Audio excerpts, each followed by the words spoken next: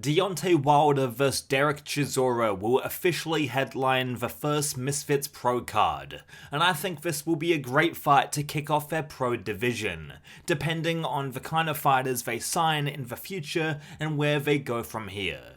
Between both of these fighters, it will be their 100th fight in total, and even though there's no belt on the line, I think it's the most appropriate fight to make for both Chisora and Wilder at this point in their careers. Stylistically, they're both big punchers who aren't great on a technical level, and they're both in the twilight stages of their respective journeys in the sports. They both have miles on the clock. They should both just be looking for a couple more big paydays before they wrap it up, and I hope for their health and well-being, they'll call time after this fight. As for who wins the bouts, my money is going to be on Chisora by decision. Wilder looks shot to pieces, a shadow of his former self, and over the last couple years has suffered back-to-back losses against Joseph Parker and Zhilei Zhang, the latter of which was a brutal knockout, and yeah, I hope this fight with Chisora doesn't wind up being too devastating on either guy's health. Even though Chisora is definitely not world level anymore and has designated himself as a bit of a journeyman, he's been on a decent winning streak, as he recently outpointed Joe Joyce and Otto Wallen.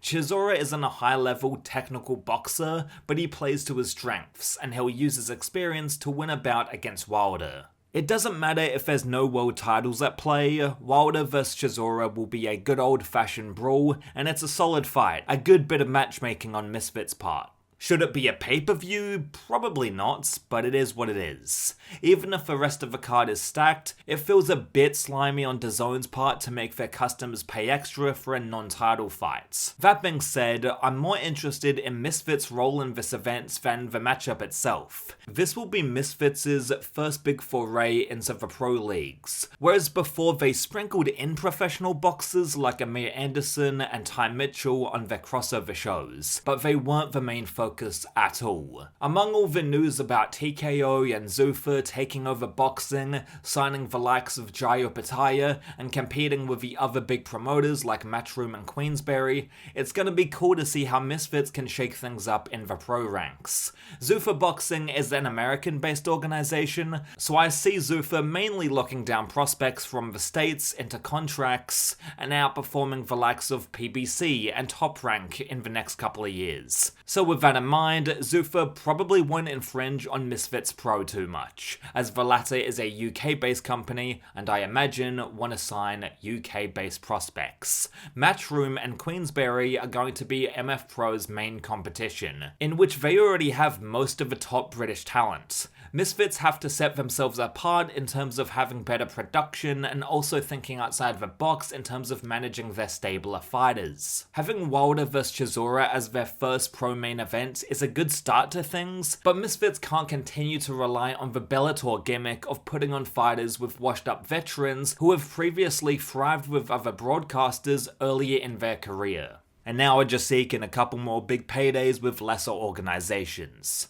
Misfits have got to foster their own young talent pool and really bring some new things to the table when it comes to production and putting on shows. For the casual viewer, most boxing events are boring, and that's because they wind up being way too long and dragged out. Misfits can correct this, corral in a new casual audience base, and ensure that shows are more kinetic than, I don't know, one of the Matchroom events for example, or Showtime. Fuck, they were so dragged out and padded. Speaking of the American side of things, Amir Anderson is a major signing for their pro organization, and if Misfits build him up properly and make sure he fights for some sort of belt in the next couple years, Amir could introduce the Misfits brand to American markets. Who knows?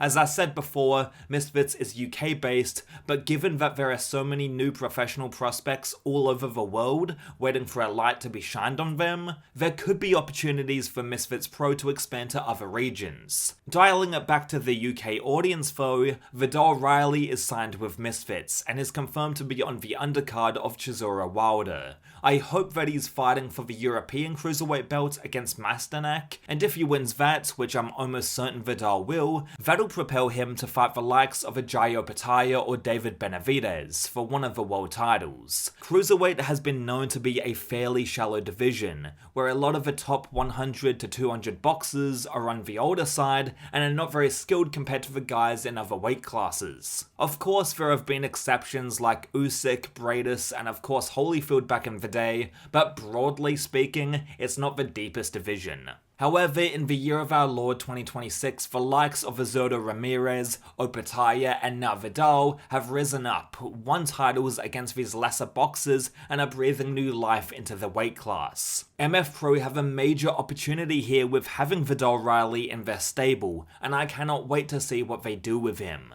Will Viddal win a world title? One day, absolutely. Once he blows past Masternak, I think he can pick off Mikhailian or even a Zurdo Ramirez for one of the belts. The only boxer who I see posing a threat to Viddal in the cruiserweight division is Jai Opetaia. I mean, Zurdo has ducked Jai time and time again, and Jai has clearly proved to be the best in the weight class. Zuffa Boxing vs Misfits Pro, Jai Opetaia vs Viddal Riley. That would be an insane co-promotion.